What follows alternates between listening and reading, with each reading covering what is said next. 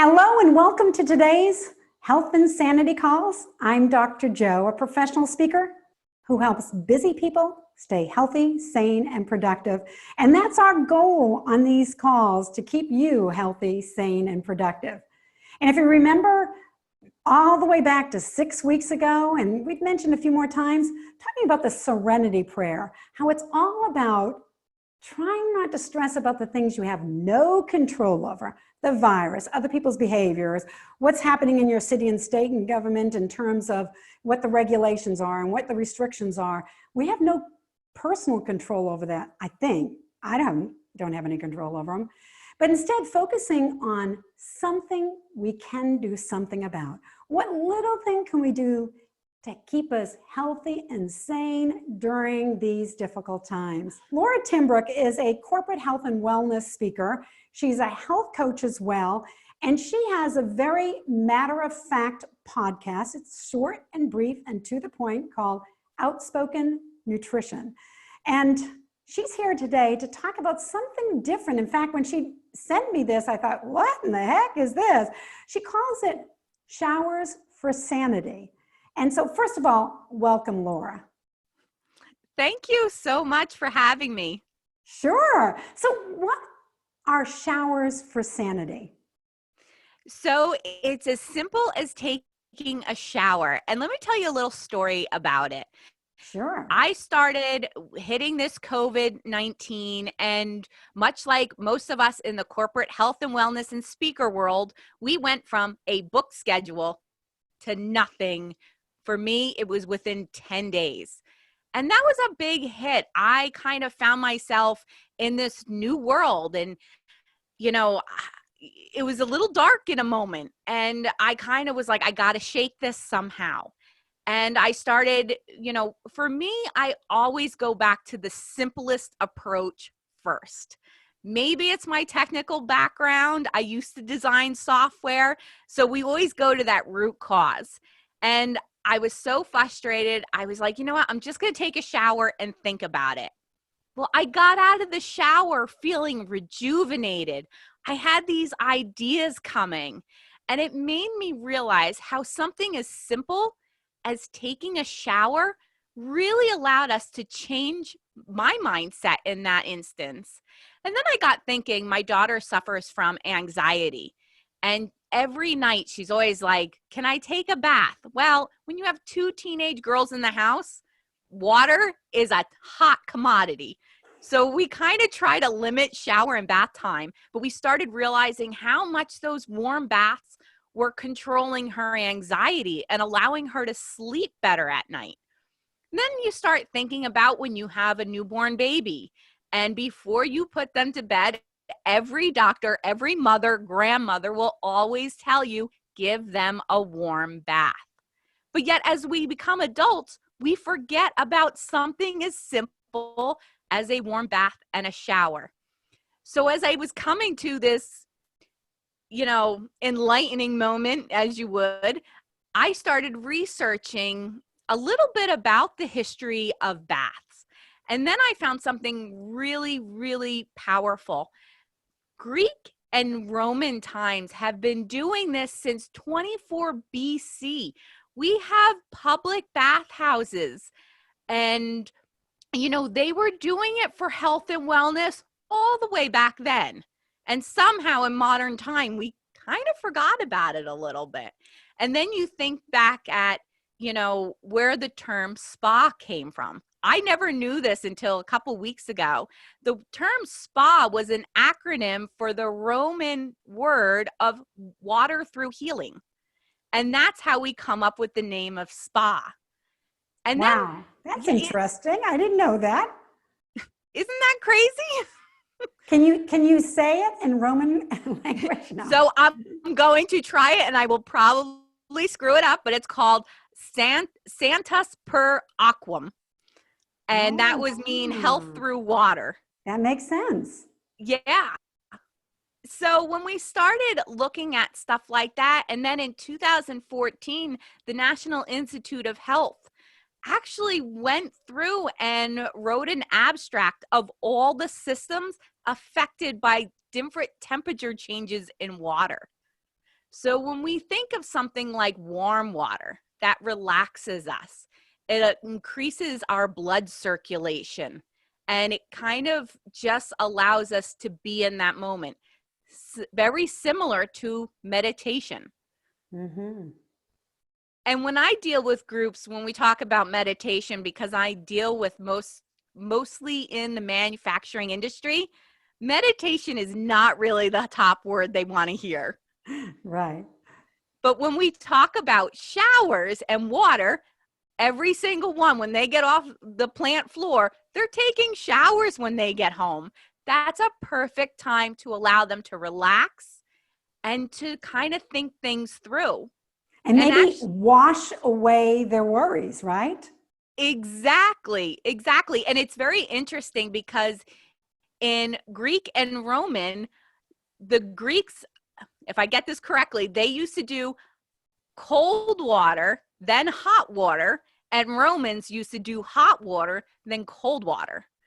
And it was just a different way of changing up their circulatory systems. We found that cold water invigorates us.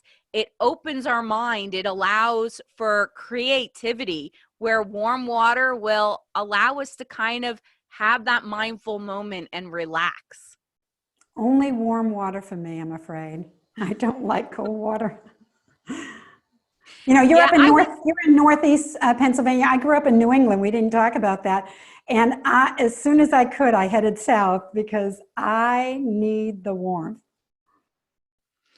yeah, and it was funny because a few years ago, me and my friends, for my friend's bridal shower, we went to a Russian bathhouse, and they had the hot spas, and then they had the freezing cold water. I tried it. That is really cold. Wow. So yeah, it's great to hear that sometimes all it takes is a really simple change to, one simple little shower or a bath, if that's what suits you, to help give you a better day, or at least, and you're talking about maybe a bath or shower before you go to sleep. And that's been shown to, I have seen research showing that it does help you to sleep better as well. So yeah, what a simple idea. And, not to mention, I'm a dietitian, so I mean, this comes out as well. The human body is 60% water. And just even slight levels of dehydration, like 1 to 2%, enough to, make your pee about the color of that wall, or maybe not as bright, is enough to affect your energy level. And let's face it, when your energy is not up, you're more likely to feel a little down, right? You're feeling sluggish and maybe a little less positive. So, don't drink the water in the shower maybe, but, drinking water is another simple way to rehydrate yourself, especially first thing in the morning. Because if you've ever checked your urine first thing in the morning, you're probably dehydrated. And urine color is a good sign of dehydration. So are you a big shower taker, Laura? I'm a shower person. I Mm. have always been, but I've always been a super, super hot shower person. Me too. I burn my skin. Yep. And I actually found through this research when I was doing it that cold water will actually stop the itching after you get out of that hot shower. I don't think I'm going to do it. But that's good to know. I'm with you. I don't know if I could go totally cold. So now it makes sense. We're talking about showers for sanity. Sometimes all it takes is a small little change like that. In fact, I was talking with somebody because I had brought up in a previous program the fact that I had an eating disorder. That's how I got into the field. And it started off with anorexia, but then morphed into bulimia and binge eating. And we were talking about that because a lot of times, I don't know about the rest of you, but there's been a lot of talk about comfort eating during these difficult times. And so I had this strategy when I was in a binging episode before my recovery, was all about, first of all, whatever it was that I was binging on, I had to destroy it. And that doesn't mean putting in the trash. I had to put it down the sink or cover up with coffee grounds, something, because if I just put it back in the cupboard, it would be talking to me. I had to destroy it. And the second step was always put yourself in a place that you do not associate with food. So you could go for a walk, but think about how many places. I mean, you probably associate the kitchen with food, the dining room with food, the living room with food. You might even take food into your office, your home office, perhaps now if you're working at home. Some people eat in bed. Yes, they do, right? And so there's lots. Well, what one place can you go that you don't think about food? The shower, right? How many of us have eaten in the shower? So anyway, that was part of my strategy with my recovery, is if I found myself in a binge, I would destroy the food and then get to a place that was safe. And the shower was my safe spot. And that was when I could think a little bit more clearly and say, okay, so you ate this many cookies. Okay, it's this many calories. Don't say you're going to put on 5 pounds. It ain't going to happen. It's 5 cookies. They have 50 calories a piece. That's 250 calories. No big deal. We're going to go for a walk afterwards. And you use that time to strategize. So I guess showers were my sanity during that time as well. Yeah, and that's the greatest part about it. It's something almost every one of us do every day, or almost every day. I mean, we're now working all from home, so maybe every day and a half. Fabulous idea, Laura. Thanks so much for sharing about that. Showers for sanity. Let me just end. I heard that April was National Poetry Month, and I'm not one to read a lot of poetry, but there was a specific poem that really rang true for me like decades ago. And for some reason, somebody said something, and I thought, I haven't read that poem in a long time. And I pulled it up and I thought, how appropriate this poem is for this time in our life. It's called Autobiography in 5 Short Chapters by Portia Nelson. And as we go through these, and they're really short chapters, it's only a poem of 1 page. But as we go through it, I want you to ask yourself where you are. Are you in chapter 1 still? Have you progressed to chapter 2 or 3? Or are you all the way into chapter 5? So here's the poem. I walk down the street. There's a deep hole in the sidewalk. I fall in. I am lost. I am helpless. It isn't my fault. It takes forever to find a way out. Chapter 2. I walk down the same street. There's a deep hole in the sidewalk. I don't see it. I fall in again. I can't believe I'm in the same place, but it isn't my fault. It still takes a long time to get out. Chapter 3. I walk down the same street. There's a deep hole in the sidewalk. I see it is there. I still fall in. It's a habit. It's my fault. I know where I am, and I get out immediately. Chapter 4. I walk down the same street. There's a deep hole in the sidewalk. I walk around it. In chapter 5, I walk down a different street. Isn't that fabulous? I love that. That is great.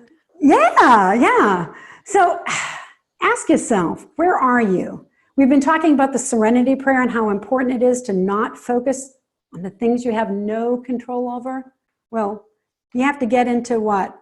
Chapter 3 before you recognize that. If you're falling into the same traps every single day and you say to yourself, this is like Groundhog's Day, nothing ever changes. Well, ask yourself, are you taking responsibility for your actions, for your reactions?